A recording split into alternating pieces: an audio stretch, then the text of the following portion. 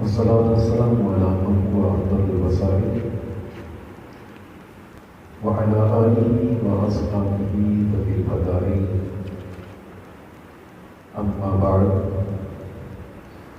فأعوذ بالله من الشيطان الرجيم. بسم الله الرحمن الرحيم. قال الله تبارك وتعالى في الكلام المجيد: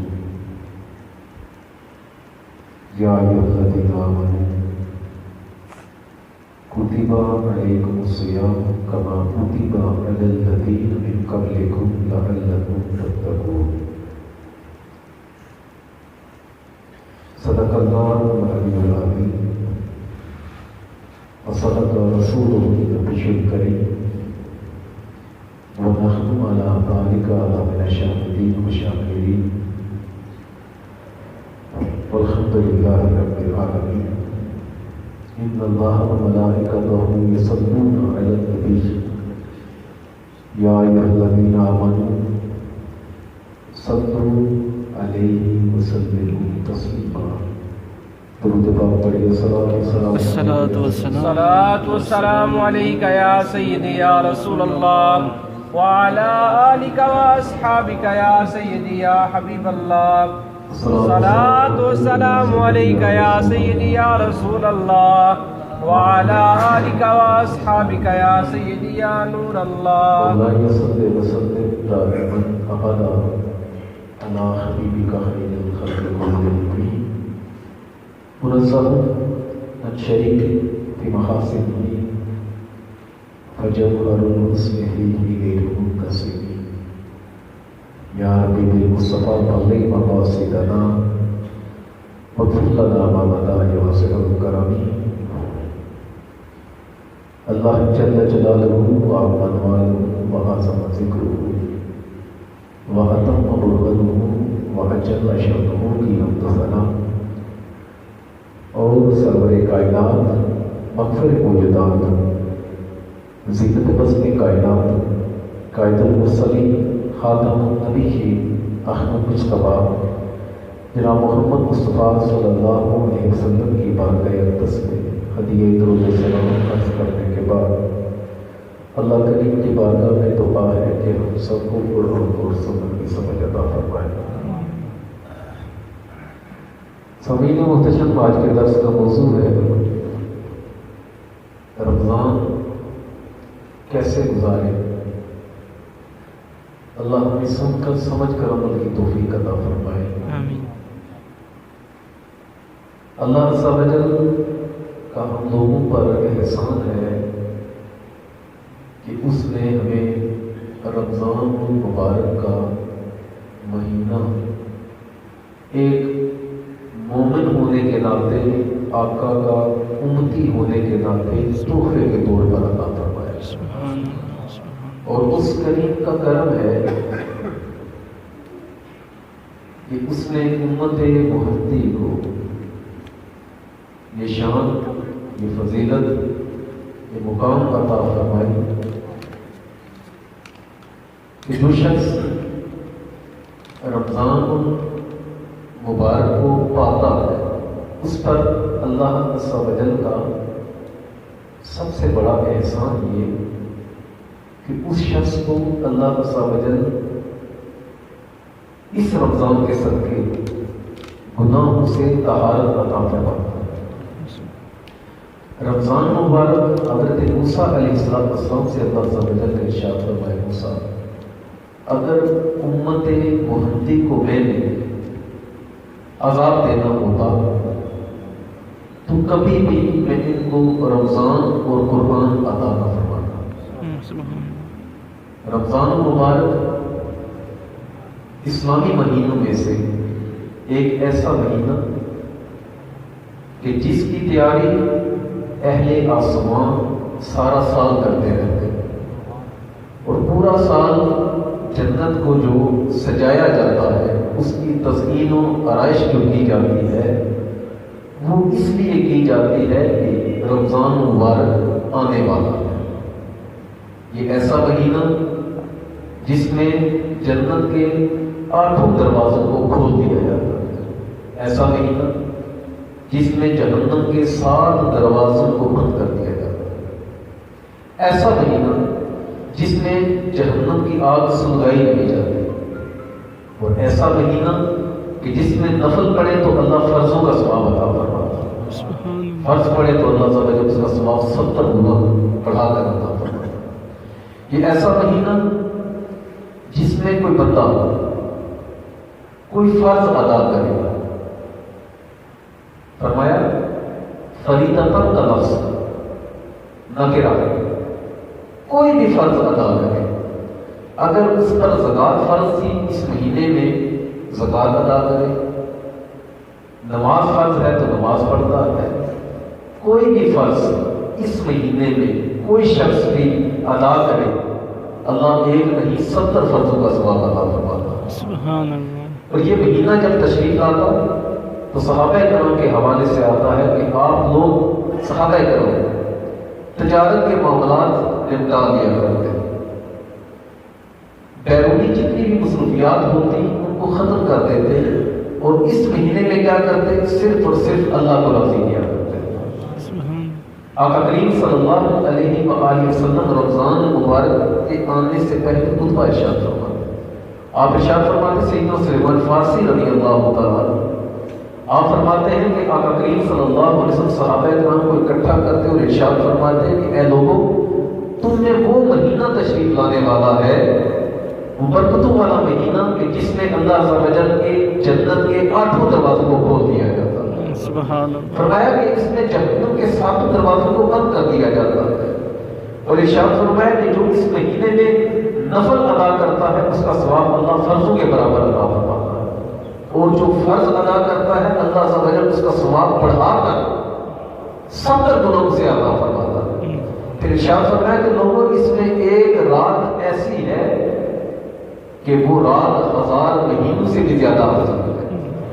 ارشاد فرمایا کہ جو اس مہینے میں کسی روزے دار کی افطاری کروائے، جو اس مہینے میں کسی روزے دار کی افطاری کروائے تو اللہ عز و جل اسے جہنم سے آزادی عطا فرماتا۔ عرض کیا آقا حضرت سلیمان فارسی رضی اللہ تعالیٰ عرض کرتے ہیں کہ ہم نے نبی پاک صلی اللہ علیہ وسلم کی بارگاہ میں عرض کی، ارشاد فرماتے ہیں کہ ہم نے عرض کیا آقا ہم میں سے کچھ لوگ تو اپنے لیے بھی نہیں افطاری کا اہتمام کر سکتے،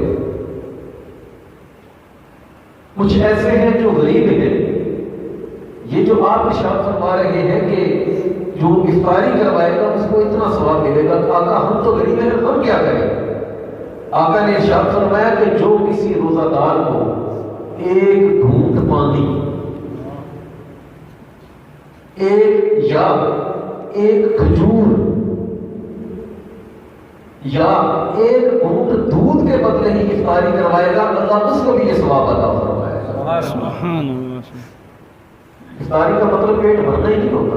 پھر اگلی بات ارشاد فرمایا کہ جو ان 3 چیزوں میں سے پانی تو پلا سکتا ہے، دودھ کا گھونٹ تو پلا سکتا ہے، ایک کھجور تو پلا سکتا ہے، ان تینوں میں سے کوئی بھی کرے گا اللہ اس کو یہ ثواب عطا فرمائے گا۔ عرض کی آقا نبی پاک صلی اللہ علیہ وسلم نے ارشاد فرمایا کہ جو کسی روزہ دار، جو کسی حدیث کا اگلا حصہ، جو کسی روزہ دار کو پیٹ بھر کھانا کھلائے گا اللہ اسے میرے حوض کا پانی عطا فرمائے گا۔ سبحان اللہ۔ اور وہ حوض کا پانی پیے، حوض کوثر کا، ارشاد فرمایا کہ وہ حوض کوثر کا پانی پیے گا اسے کبھی پیاس نہیں لگے گی جب تک جنت میں داخل نہیں ہو جائے۔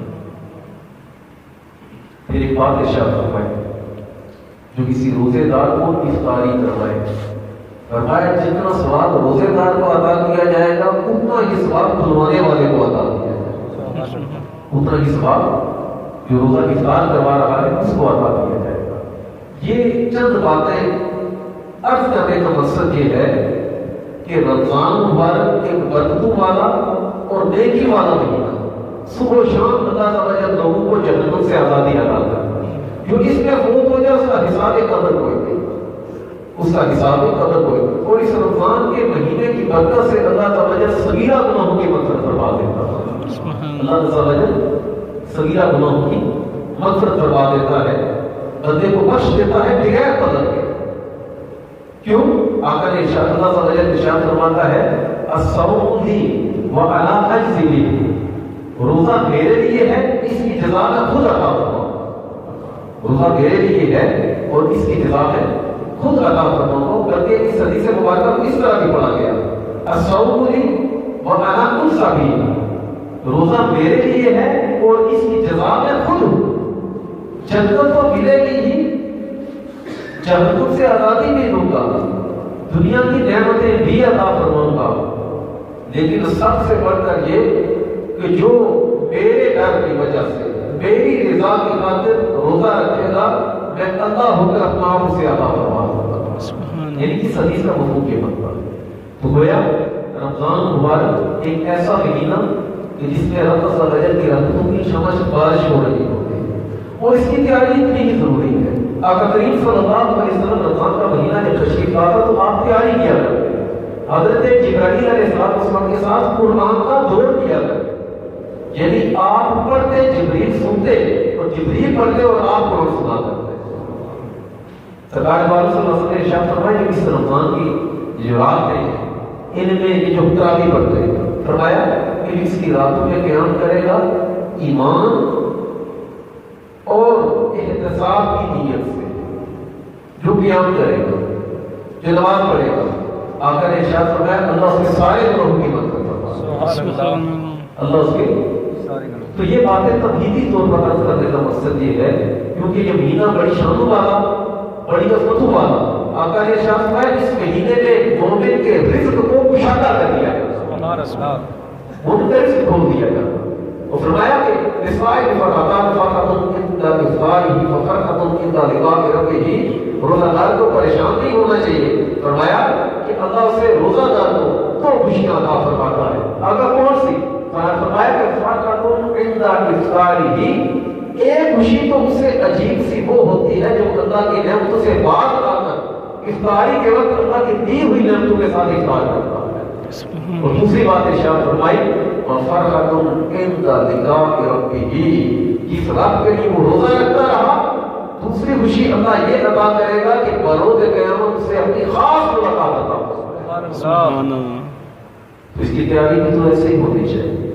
پورا سال فرشتے تیاری کرتے ہیں، جنت کو اس لیے سجاتے ہیں کہ امت محمدی کے پاس رمضان کا مہینہ تشریف لاتا. آقا کریم صلی اللہ علیہ وسلم کے حوالے سے آتا ہے کہ آقا جب رمضان کا مہینہ آتا تو عبادت پر کمر بستہ ہو جاتے ہیں. عبادت پر کیا ہو جاتے ہیں؟ اس مہینے میں کیا کرو؟ آقا نے ارشاد فرمایا کہ تم کیا کرو؟ پہلی بات ہے اسی حدیث سے جو پہلے میں نے پڑھی، یہ حدیث مبارکہ ہے کہ مہینہ تمہارے پاس تشریف لا رہا ہے، اسی میں آقا نے ارشاد فرمایا اللہ کی سوائے اس کا بات فرمایا کہ تم دو کام کرو گے. ایک تو لا الہ الا اللہ کثرت سے پڑھو اور دوسرا اللہ سے معافی مانگو. اللہ تجھے دونوں عطا فرمائے. اور دوسری ارشاد فرمایا اللہ عز و جل سے جنت مانگو اور جہنم سے پناہ طلب کرو. اللہ عز و جل تمہیں یہ جنت بھی عطا فرمائے گا اور جہنم سے پناہ بھی عطا فرمائے. رمضان مبارک آقا نے ارشاد فرمایا بڑا بدبخت ہے وہ شخص جس کے پاس رمضان کا مہینہ آیا اور وہ اپنی مغفرت نہ کروا سکا. وہ اپنی مغفرت نہ کروا سکا. وہ بندہ بڑا بدبخت ہے. اس مہینے میں کیا کرے؟ اس کو کیسے گزارے؟ اس میں وقت کا ضیاع نہ ہو. بندہ جو روزہ دار ہوتا ہے وہ تو ویسے سویا بھی ہو تو اس کی ہڈیاں تسبیح بیان کرتی ہیں جو اللہ سے نامہ اعمال میں درج کرواتا ہے. روزہ دار کو اتنا ثواب ہے کہ وہ سو بھی رہا ہو اس سونے پر بھی اللہ تعالیٰ سے عبادت کا ثواب عطا کرتا ہے. وہ سحری کرتا ہے تو کھانے پر اللہ تعالیٰ عبادت کا ثواب دیتا ہے. وہ افطاری کرتا ہے تو اس افطاری کرنے پر وہ کھانا کھا رہا ہے، پیٹ بھر رہا ہے، اللہ عبادت کا ثواب عطا فرماتا ہے. لیکن اس کے ساتھ ساتھ کچھ ہماری بھی ذمہ داری ہے. اگر ایک جملے میں کہوں تو ہو سکتا ہے پوری بات سمجھ آ جائے آپ کو. آپ نے سنا ہوگا حدیث میں بھی آتا ہے اس مہینے میں شیطان کو قید کر دیا جاتا ہے. میں آج ہی ایک نوٹ لکھ رہا تھا، کوئی ایک آرٹیکل لکھ رہا تھا، اس میں نے یہ بات درج کی. میں نے کہا اس مہینے میں شیطان کو قید کر دیا جاتا ہے. اس مہینے میں شیطان کو قید کر دیا جاتا ہے. ہمیں خود شیطان بننے سے بچنا چاہیے. میری بات سمجھ آئی؟ اس مہینے میں شیطان کو قید کر دیا جاتا ہے. ہمیں خود شیطان بننے سے اپنے آپ کو بچانا چاہیے. شیطان کا کام کیا؟ لوگوں کو جھوٹ پر اکسانا، خود بھی جھوٹ بولتا ہے. لوگوں سے غیبت کروانا، خود بھی کرتا ہے. لوگوں سے شماتت کروانا، شماتت کیا ہے کہ دل میں کسی کے بارے میں برا خیال رکھنا. مجھے موقع ملے تو میں اس کی ٹانگیں توڑوں، مجھے موقع ملے تو میں اس کے شکل بگاڑ دوں، موقع ملے تو اسے تباہ و برباد کر دوں. اسے شماتت کہتے ہیں. شیطان کا کام ہے حرام کھانا کھلانا. شیطان حرام کھاتا ہے، کھلاتا نہیں. شیطان کا کام ہے اللہ کی نافرمانی کرنا اور کروانا. شیطان کا کام ہے لوگوں کو دین سے دور رکھنا، وہ بھی دور ہے. شیطان کا کام ہے کہ دلوں میں وسوسے پیدا کرنا. اور انسان کا اللہ تعالیٰ نے قرآن کے آخری سورت میں ارشاد فرمایا میرا جن کی برداشت، جس طرح شیطان وسوسے ڈالتا ہے اس طرح انسان بھی وسوسے ڈالتا ہے. شیطان کا کام ہے لوگوں کو توڑنا. شیطان کا کام ہے ہر وہ کام کرنا کہ جس سے اللہ ناراض ہو. لیکن رمضان کے مہینے میں شیطان کو تو قید کر دیا جاتا ہے. رمضان کے مہینے میں شیطان کو قید کر دیا جاتا ہے. لہذا ہم خود شیطان بننے سے بات کریں، خود شیطان بننے سے بات کریں. اس مہینے میں پہلی بات یہ، سب سے پہلا کام یہ، سب سے پہلا کام آقا کریم صلی اللہ علیہ وسلم کی بارگاہ میں حضرت سیدنا عبداللہ ابن عباس رضی اللہ تعالیٰ عنہ نے عرض کیا آقا کوئی عمل ایسا بتائیے، کوئی ایسا حربہ بتائیے میں جو دعا کروں اللہ تعالیٰ دعا کو شرف قبولیت عطا فرمائے. آقا نے ارشاد فرمایا عبداللہ حلال کی کھایا کر، منہ سے جو نکالے گا اللہ اس کو پورا کر. سبحان اللہ. جو منہ سے نکالے گا اللہ اس کو پورا کر دے گا. ہم رمضان کے مہینے میں روزہ رکھتے ہیں، سحری افطاری. ہم رمضان کے مہینے میں توفیق ہو تو افطار کرواتے بھی ہیں. رمضان کے مہینے میں توفیق ہو صدقہ و خیرات بھی کرتے ہیں. رمضان کے مہینے میں توفیق ہو تو غریبوں کی مدد بھی کرتے ہیں. لیکن ہمیں سب سے پہلا کام یہ مسلمان ہونے کے بعد اپنے رزق کے حلال کی طرف توجہ دینی چاہیے. ہم اگر چاہتے ہیں کہ ہمارے روزے قبول ہوں، ہماری افطاریاں قبول ہوں، ہماری نمازیں قبول ہوں، ہمارا قرآن کی تلاوت کرنا قبول ہو، ہمارا تہجد پڑھنا قبول ہو، ہمارا سنتیں پڑھنا قبول ہو، نوافل پڑھنا قبول ہو، ہمارا تراویح کا ادا کرنا قبول ہو، تو ہم پہلا کام کیا کریں؟ اپنے رزق کی طرف توجہ کریں. ایک بڑی پیاری بات آقا کریم صلی اللہ علیہ وسلم نے ارشاد فرمائی. آقا نے ارشاد فرمایا مثال دی. آقا نے ارشاد فرمایا کہ ایک شخص یطیل السفر اشعث اکبر، ایک بندہ اللہ کے گھر کی زیارت کی نیت سے، بیت اللہ شریف کی نیت سے گھر سے نکلتا ہے، حالوں میں حال ہو کر اس کے بال بکھرے ہوئے، اس کے کپڑے گندالود، وہ پیادل سفر کر کے بیت اللہ پہنچتا ہے. بیت اللہ کے سامنے کھڑا ہوتا ہے اور رفع یدیہ الی السماء، دونوں ہاتھوں کو آسمان کی طرف اٹھاتا ہے اور رب کو پکارتا کیا ہے؟ یا رب یا رب یا رب. آقا نے 3 مرتبہ فرمایا. وہ بندہ کہتا ہے اے میرے رب، اے میرے اللہ، اے میرے اللہ فلاں دعا کو قبول کر دے، اللہ میری مغفرت کر دے، اللہ مجھ پر عطا کر دے، مجھ پر جو ہے سختی دور کر دے، میری دعاؤں کو قبول فرما. کتنا لمبا سفر کر کے بیت اللہ آتا ہے، تکلیفیں برداشت کرتا. آقا نے ارشاد فرمایا وَمَطْعَمُهُ حَرَامٌ وَمَلْبَسُهُ حَرَامٌ وَمَشْرَبُهُ حَرَامٌ فَأَنَّىٰ يُسْتَجَابُ لِذَٰلِكَ. فرمایا اتنی محنت سے سفر کر کے آیا ہی بیت اللہ میں، جس کو دیکھے تو اللہ عبادت کا ثواب عطا فرمائے. تو بیت اللہ شریف وہ جگہ ہے، بیت اللہ شریف وہ جگہ ہے کہ جہاں پر روزانہ اللہ کی 120 رحمتوں کا نزول ہوتا ہے. کتنی رحمتوں کا؟ 120 رحمتوں کا نزول ہوتا ہے. 20 نعمتیں اللہ اسے عطا کرتا ہے جو صرف بیت اللہ کو دیکھ رہا ہوتا ہے. اگر نشان بیت اللہ کے پاس کھڑا ہوتا ہے وہ دونوں ہاتھ آسمان کی طرف اٹھاتا ہوتا ہے اور عرض کرتا ہے مولا میری دعائیں قبول فرما. آقا ارشاد فرماتے ہیں وہ جو ہاتھ اٹھانے والا ہے اس کا کھانا بھی حرام کا، اس کا پینا بھی حرام کا، اس کا پہننا بھی حرام کا. فَأَنَّىٰ يُسْتَجَابُ لِذَٰلِكَ، اللہ اس کی دعا کیسے قبول کرے؟ یہ بات سمجھا نہیں کہ تو عبادت کے رمضان کے حوالے سے ہماری پہلی تیاری ہے کہ ہمارا رزق حلال ہو، کہ حلال رزق پر ہماری عبادات کی قبولیت کا دارومدار ہے. آقا نے ارشاد فرمایا جو حرام کما کر اس کو راہ خدا میں خرچ کرتا ہے اس کو 2 عذاب دیا جائے. اور بعض علماء نے تو اس کو کفر تک بھی لکھا. مال حرام کو اللہ کی راہ میں خرچ کر رہے ہیں لیکن اللہ کو ایسا سمجھا ہوا ہے کہ حرام مال کو ڈوب گئے، اس کو 2 عذاب دیا جائے. تو پہلی تیاری یہ کہ ہمارا رزق حلال ہو، ہماری دعاؤں ہماری عبادتوں کی مقبولیت کا دارومدار اس کا. نمبر 2، اس مہینے میں نماز پنجگانہ کی پابندی کریں. ایسے بھی پورا سال پابندی کرنی چاہیے، ایسے بھی پورا سال پابندی کرنی چاہیے، لیکن اس مہینے میں خصوصیت کے ساتھ اہتمام کہ ایک فرض پڑے تو اللہ 70 فرضوں کا ثواب عطا فرماتا ہے. سبحان اللہ. نماز پنجگانہ کی جماعت کی پابندی کریں. ایک چیز یاد رکھیے گا، آقا نے ارشاد فرمایا جو بندہ 40 دن تک خلوص نیت سے عبادت کرتا ہے، کتنے دن تک؟ 40. اللہ عز و جل اس کے دل میں حکمت کے چشمے جاری فرماتا ہے جو اس کی زبان سے پھوٹ دے. نماز کے بارے میں دیکھو، جو بندہ نماز پنجگانہ کی پابندی کرے 40 دن تک اگر اس نے اس پر استقامت اختیار کی، ساری زندگی اس کی نماز نہیں چھوٹے. یہاں پر کتنے ایسے ہمارے نمازی ہیں، 8-10 تو میرے سامنے میری نظر میں جنہوں نے پوچھا کہ پابندی نہیں ہوتی، تو میں نے کہا اسی طریقے سے 40 دن تک آپ نماز باجماعت ادا کریں، ساری زندگی آپ یہ محسوس کریں گے کہ میری گردن اڑ جائے لیکن نماز نہ چھوڑے. نماز پنجگانہ کی پابندی کریں. نمبر 3، روزے کے مسائل سیکھیں.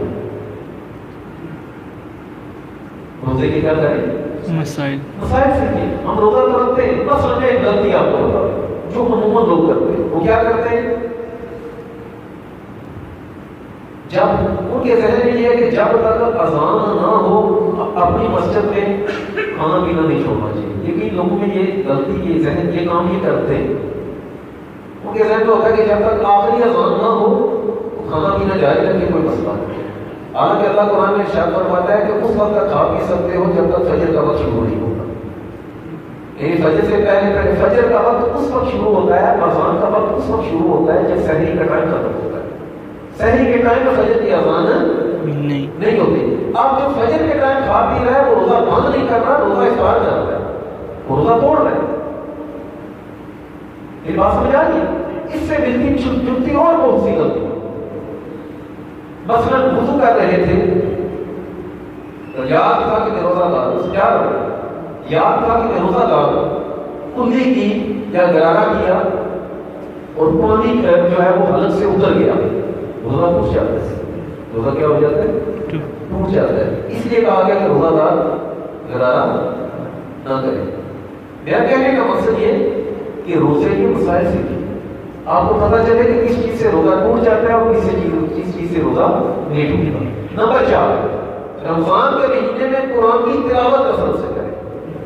حضرت امام احمد بن حنبل رحمۃ اللہ علیہ، آپ کو خواب میں اللہ کا دیدار ہوا، آج کی مولا مجھے عشق کا ایک قطرہ ہی عطا فرما. اللہ نے ارشاد فرمایا جا احمد نے مجھے عشق عطا فرمایا. احمد بن حنبل کہتے ہیں کہ مجھے ایسا لگا جیسے میری عقل کا آئینہ ٹوٹ جائے، میں مجنون ہو جاؤں گا. میں نے رب کی بارگاہ میں اپنی مولا اتنا تو کرم کیا ہے، اپنا خاص قرب عطا فرما، ایسا قرب جو تم نے کسی کو نہ دیا ہو. ارشاد فرمایا احمد قرآن کی تلاوت کثرت سے کیا کر، میں تجھے قرب خاص عطا فرما. اور ہمارے جمہور کے امام کیا تھے؟ امام اعظم ابو حنیفہ رحمۃ اللہ علیہ ایک ختم قرآن صبح کیا کرتے رمضان میں، ایک ختم قرآن رات کو کیا کرتے اور ایک پورا مہینہ تراویح میں کیا کرتے. یعنی رمضان کے مہینے میں 61 ختم قرآن کرتے. کتنے کرتے؟ 61. اور قرآن کی تلاوت کی اپنی چاشنی ہے. قرآن کو پڑھے تو اللہ کا کلام سمجھ کر پڑھے. میں اللہ سے باتیں کر رہا ہوں, آپ کو عجیب سی لذت آئے گی. میں آج پڑھا تھا امام ابو قتادہ رحمۃ اللہ علیہ, ان کے ایک استاد تھے عبداللہ بن غلام خدانی, اس طرح کا کوئی نام تھا ان کا. آپ کی وفات کے بعد کسی نے خواب میں آپ کو دیکھا, پوچھا حضرت آپ کے ساتھ اللہ نے کیا معاملہ کیا؟ ارشاد فرمایا اللہ نے میرے ساتھ بڑا اچھا معاملہ کیا. مجھے کس سبب سے, کون سا کام کیا کہ جس سے اللہ تعالیٰ نے آپ پر اتنا کرم کیا؟ کہا کہ اللہ تعالیٰ نے مجھ پر کرم کیا. ایک تو میں تہجد پڑھتا تھا, دوسرا رمضان کے روزے رکھتا. رمضان کے اس بندے نے کہا کہ جب ہم نے دفن کیا تھا, جو ہی ان کی قبر کی مٹی کو ہاتھ سے لیتے ہیں نا, کہ قبر کی مٹی کے پاس آئے, قبر کی مٹی کے پاس سے مشک عمر کی خوشبو آتی. کہتے ہیں میں نے آپ سے پوچھا کہ آپ کی قبر کی مٹی جو ہے اس سے مشک عمر کی خوشبو کیوں آتی ہے؟ کہا جو میں گرمیوں میں روزے رکھتا تھا نا اور قرآن کی تلاوت کیا کرتا تھا, یہ ان دو اعمال کے صدقے اللہ نے مجھ پر کرم یہ کیا ہے کہ میری قبر کی مٹی سے بھی خوشبو آ رہی. سبحان اللہ. میں نے کیا کہا, رمضان کے مہینے میں قرآن کی پھر ایک اور بات, رمضان کے مہینے میں اللہ سے استغفار کثرت سے کریں.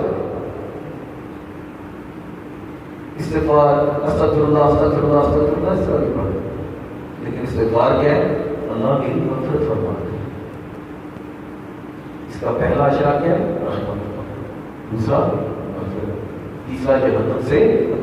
ایسا نہیں ہے کہ 10 دن تک رحمت ہے اور اگلے دن تک صرف مغفرت ہے اور 10 دن تک مغفرت ہے اور رحمت ختم ہوگی, یا آخری 10 دن میں جہنم سے آزادی ہے, مغفرت بھی ختم ہوگی, رحمت بھی ختم ہوگی. نہیں, پہلا اشرا رحمت کا ہے, دوسرا مغفرت کا ہے. پہلا اشرا ختم ہوا, دوسرا اشرا آیا, اللہ رحمت بھی عطا فرمائے گا اور مغفرت بھی عطا فرمائے گا. سبحان اللہ. دوسرا اشرا ختم ہوا, تیسرا اشرا آیا, اللہ تیسرے اشرے میں رحمت بھی عطا فرمائے گا, مغفرت بھی عطا فرمائے گا اور جہنم سے آزادی کا پروانہ بھی عطا فرمائے گا. سبحان اللہ. یہ تو ہمارے ذہن ہے نا, ہم سمجھتے ہیں پتہ نہیں اللہ کے پاس کسی چیز کی کمی. جیسے سرکار کی بات میں عرض کی تھی آپ کو والدین کے حوالے سے, سرکار والوں سے ارشاد فرمایا جو بندہ دیکھے گا تو اسے مقبول حج کا ثواب عطا کیا جائے.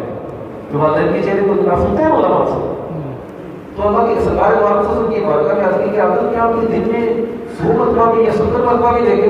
فرمایا تم نے اللہ کو ایسا سمجھا ہے پیش کر دے, اور 100 مرتبہ بھی دیکھے گا تو اللہ تعالیٰ 100 حج کا ثواب عطا فرمائے.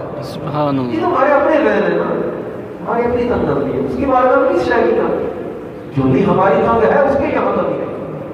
اسی لیے بزرگ کہتے ہیں اللہ سے مانگو تو کھلا مانگو, اس کے پاس کی شے کی کمی ہے. دینا ہوگا تو تمہیں کھول کر عطا فرمائے, کیونکہ اللہ نے خود ارشاد فرمایا اور میرا بندہ جیسا میرے بارے میں ذہن رکھتا ہے نا میں اس کے ساتھ ویسے ہی کرتا ہوں. بات سمجھیں, جیسا میرے بارے میں گمان رکھتا ہے, ذہن رکھتا ہے, میں اپنے بندے کے ساتھ ویسے ہی کرتا ہوں. جس بندے نے کہا نا, اس بندے کے دل میں یہ ہے کہ اللہ جو ہے وہ اس کو کسی اللہ تعالیٰ کی بارگاہ میں کسی شے کی کمی نہیں, وہ ہر شے عطا کرتا ہے, تو پھر اللہ اسے ہر شے عطا کرتا ہے. فرمایا کہ اللہ تعالیٰ سے تو کھلا مانگو. تو میرا کہنے کا مقصد یہ ہے کہ استغفار کثرت سے کرو. کیا بندہ اللہ سے توبہ کرتے ہیں تو جو ہے سب, جب بندہ اللہ سے توبہ کرتا ہے اللہ کی طرف خوش ہوتا ہے. آقا ارشاد حضرت علی رضی اللہ عنہ سے مانگی ہے, علی کی بھیا رضی اللہ عنہ, آپ فرماتے ہیں کہ میں حضرت علی کے پیچھے بیٹھا تھا اونٹنی پر, اونٹنی پر حضرت علی رضی اللہ عنہ کے پیچھے بیٹھا. حضرت علی نے مجھے بٹھایا کہ مدینہ سے اپنے مقامی حرہ کی طرف آئے. یہ مدینہ سے باہر ایک گروہ تھا, اس کو کہتے میں پیچھے بیٹھا ہوا تو حضرت علی جب اس گروہ کے درمیان میں آئے تو آسمان کی طرف دیکھا اور دعا اللہ اغفر لي ذنوبي, اللہ میرے گناہوں کی مغفرت فرما, بے شک تیرے سوا کوئی گناہ معاف کرنے والا. ابن ربیعہ کہتے ہیں کہ حضرت علی نے یہ کام کیا تو فوراً اوپر دیکھ کر فوراً مڑ کر میری طرف دیکھا پیچھے. میں نے ان سے پوچھا علی میری طرف دیکھا حضرت علی نے اور مسکرائے. کہتے میں نے کہا اے علی آپ آسمان کی طرف روح کر کے دعا مانگتے ہیں, باقی دفاع تو باقی رہی ہے, اور پھر پیچھے مڑ کر میری طرف دیکھتے ہیں اور مسکراتے ہیں, اس کی کیا وجہ؟ حضرت علی مسکرائے. کہا اس کے پیچھے بھی تو وجہ. پوچھا کیا؟ کہا ایک مرتبہ اسی طرح آقا نے مجھے اپنے پیچھے بٹھایا, جیسے تو میرے پیچھے بیٹھے تھے آقا کے پیچھے بیٹھے. اونٹنی پر سوار تھے, آقا یہیں پر تشریف لائے جہاں پر ہم نے اونٹنی روکی. جو دعا میں نے رب سے مانگی نا, آقا نے بھی یہی دعا رب سے مانگی. اور جس طرح میں میری طرف دیکھ کر مسکرایا نا, آقا میری طرف دیکھ کر مسکرائے. سبحان اللہ. اور جس طرح تو نے مجھ سے پوچھا نا, میں نے بھی آقا کی بارگاہ میں عرض کیا آقا آپ اللہ سے دعائیں مانگتے ہیں اور پیچھے مڑ کر میری طرف دیکھتے ہیں, آقا وجہ کیا ہے؟ تو آقا نے ارشاد فرمایا علی میں رب کو دیکھ کر مسکرا رہا ہوں, میں رب کو دیکھ کر مسکرا رہا ہوں. حضرت علی کہتے ہیں کہ میں نے آقا کی بارگاہ میں عرض کیا آقا اللہ کی مسکرانے, اللہ مسکرانے سے چہرے سے پاک ہے, مطلب اللہ خوش ہو رہا ہے. اور آقا جو ہے یہ ارشاد فرماتے ہیں کہ معراج کی رات رب کی بارگاہ میں حاضر ہو کر اس ذات کا نظارہ کرنا, اس ذات کی اللہ کا دیدار کرنا جانتی آنکھوں سے, وہ اپنی جگہ, لیکن میں محمد ہو کر علی مجھ سے کہہ رہا ہوں مدینے کی گلیوں میں چلتے ہوئے رب مجھے اپنا دیدار عطا کرتا رہتا ہے. سبحان اللہ. یہ تو کہا نا ایک تو دیتے کی رب کہ میں اپنے رب کے مسکرانے کی وجہ سے مسکرا رہا ہوں. آقا کریم صلی اللہ علیہ وسلم نے ارشاد فرمایا کہ علی اللہ پتہ ہے کیوں مسکراتا ہے, کیوں خوش ہو رہا ہے؟ آقا کیوں ہو رہا ہے؟ ارشاد فرمایا اس لیے ہو رہا ہے اللہ اپنے بندے کے استغفار کی طرف دیکھتا ہے, اور اللہ فرماتا ہے گویا اس بندے کو پتہ ہے اس کے گناہوں کی مغفرت میرے سوا کوئی نہیں کرے. بے شک. اس بندے کے یقین کو دیکھ کر مسکراتا ہے. ایک ہے رمضان میں کثرت سے استغفار کرے, تراویح کی پابندی کرے. تراویح کی کیا کریں؟ نماز تراویح کی پابندی کریں, پابندی کرے. ختم قرآن جہاں پر ہو رہا ہو اس ختم قرآن کی جہاں پر اس طرح کی جماعت ہو رہی اس میں شرکت کریں کہ پورے مہینے میں, رمضان کے پورے مہینے میں نماز تراویح میں ختم قرآن کرنا یہ آقا کی سنت مبارکہ ہے. سبحان اللہ. نبی پاک صلی اللہ علیہ وسلم سنت مبارکہ ہے. اور آقا نے ارشاد فرمایا جو امام احتساب کی نیت سے اس رات میں قیام کرے گا رمضان کی راتوں میں, اللہ تعالی وجل اس کی مغفرت کاملہ فرما دے گا. پھر اس مہینے میں آپ لوگ جو قضا نمازیں آپ کی رہتی ہیں ان نمازوں کو ادا کریں, نوافل کی جگہ اور نمازوں کو ادا کریں. میری بات سمجھا نہیں کہ میں نے ایک جگہ پر اسی طرح آج سے 11-12 سال پہلے کی بات ہے, لیکن پر اسی طرح درس کا معاملہ تھا تو میں نے وہاں پر یہ بات کی کہ نوافل کی جگہ قضا نماز ادا کریں. اور اس میں نہ سنیوں کا اختلاف ہے, نہ دیوبندیوں کا اختلاف ہے, نہ ہی اہل حدیث حضرات کا اختلاف ہے, نہ شیعوں کو اختلاف ہے. نفل جو ہے وہ زائد عبادت ہے, نفلی عبادت ہے, آپ کریں گے تو ثواب ہے, نہیں کریں گے تو پوچھ نہیں ہوگی. لیکن نماز اگر کوئی رہ گئی ہے, ایک نماز بھی رہ گئی, اللہ اس کے بارے میں پوچھے گا. اس کے بارے میں بھی کیا ہوگا؟ نماز ذمے سے تب تک نہیں جاتی جب تک اس کو ادا نہ کر لیا جائے. تو اپنی جو قضا نمازیں جو رہتی ہیں ان کو ادا کریں. طریقہ کیا ہے؟ جمعے کے بعد پوچھ لیجیے, علماء کو جو ہے وہ مسائل ہے اس کے, اس لیے جمعے کے بعد پوچھ لیجیے گا یا ایک دن کبھی پوچھ لیجیے گا. ایک اور بات, رمضان کے مہینے میں درود پاک کی کثرت کریں.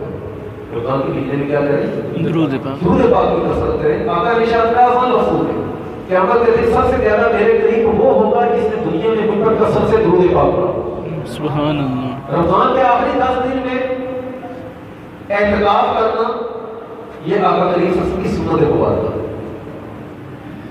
وفات ظاہری تک آقا نے کبھی رمضان کے مہینے میں اعتکاف کر نہیں کیا, بلکہ معاشہ صدیقہ رضی اللہ تعالیٰ عنہ شاہ فرماتی ہیں کہ ایک مرتبہ ہوا کہ کسی غزوے کی وجہ سے 10 دن کا اعتکاف کر ہوا تو اگلے سال آقا نے 20 دن کا اعتکاف کیا. سبحان اللہ.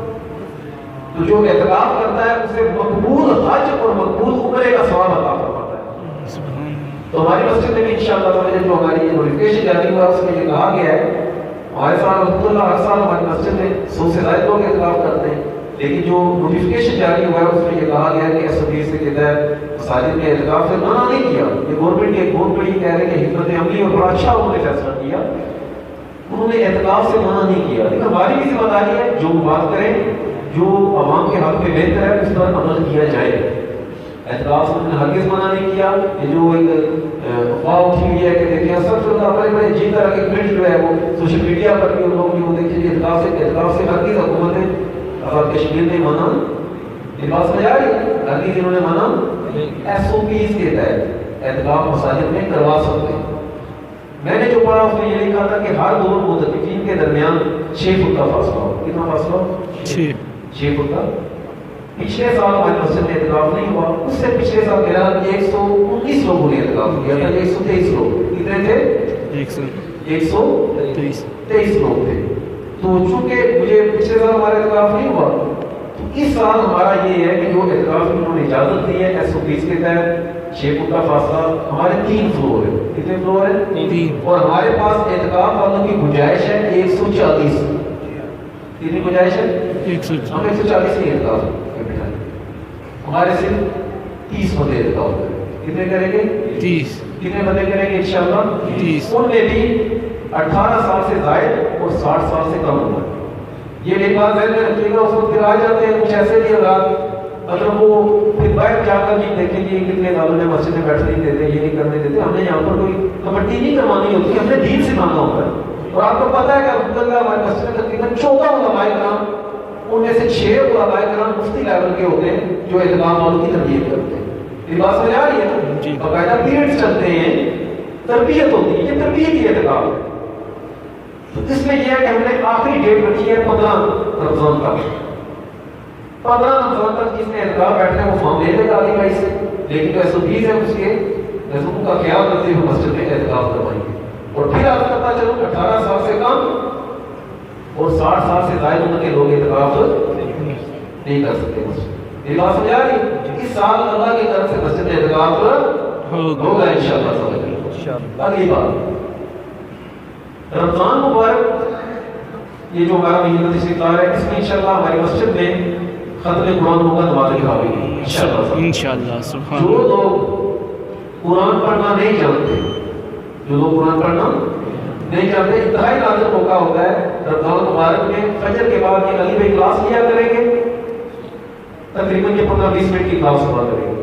جیسے یہ ہمارے اشرف صاحب ہیں، انہوں نے ابھی تقریباً 55 برس کی عمر میں مکمل قرآن پڑھا ہے. خوشی ہوتی ہے. تو جو لوگ قرآن پڑھنا نہیں جانتے آپ ان پر فرض ہے تلفظ سے قرآن پڑھیں. جو قرآن پڑھنا نہیں جانتے فجر کی نماز کے بعد علی میں کلاس لیا کریں گے. یہ ہمارے جتنے بابے بیٹھے ہیں، جتنے بزرگ بیٹھے ہیں، آخرت کی روشنی اسی میں ہے کہ اللہ کے قرآن سے لوگ ان کے پاس پڑھیں. جوان بھی جن کو نہیں آتا ان کے پاس پڑھیں. فجر کی اذان سے پہلے جو ہمارا 15 منٹ کا درس ہوتا ہے، درس حدیث ہوگا یا فقہی مسائل کا درس ہوگا، وہ انشاءاللہ خود دیا کروں گا. رمضان مبارک میں جو ہماری کہتے ہیں کہ آخری جو 10 دن ہے، آخری طاق راتوں میں انشاءاللہ عز و جل مسجد میں صلاۃ و تسبیح ادا کی جائے. یہ شیڈول بتا رہا ہوں. آخری بات عرض کروں، انشاءاللہ عز و جل حالات ٹھیک رہے تو 27ویں شب کو انشاءاللہ عز و جل مسجد میں نبی پاک صلی اللہ علیہ وسلم کے روح مبارک کی زیارت کروائی جائے گی. سبحان اللہ.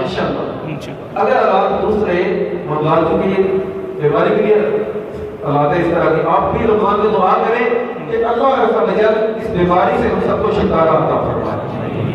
اللہ عز و جل ہم سب کو عمل کی توفیق عطا فرمائے.